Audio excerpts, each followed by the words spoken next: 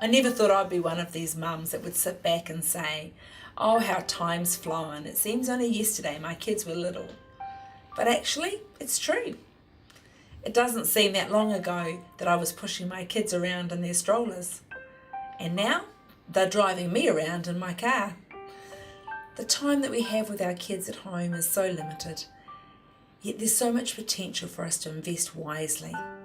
When we imagine the end, it helps us focus on what's really important and make decisions accordingly. We've been looking at the story of Jesus. We've seen a lot about his birth, and we read a lot about his ministry and his death and resurrection. But what about those years in between? What was Jesus doing? Well, Luke 2:52 gives us a really good indication. It says Jesus grew in wisdom, stature, and in favour with God and man. Or we can say Jesus grew in wisdom, faith, and friendship. He was about learning his father's craft, just like any other little boy. He was also about learning the scriptures. What was God saying? You see, if God really does know everything, then shouldn't we spend time trying to find out what God knows to help us make the wise choice? There's so many things that our kids can learn. There's so much in technology, there's so much that they need to understand.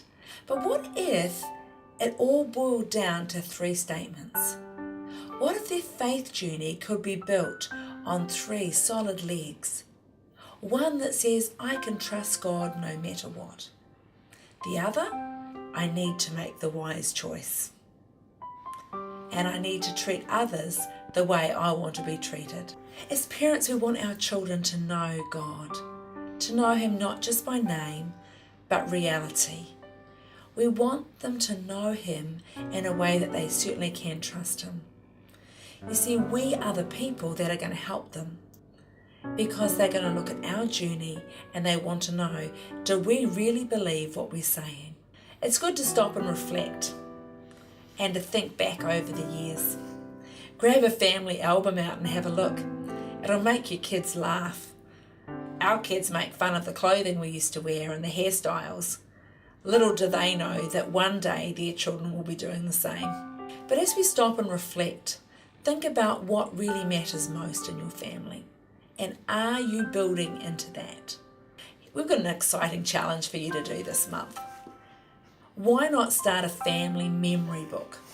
A little bit like a photo album, but where you record some special memories that you've had over the years, and then create special memories.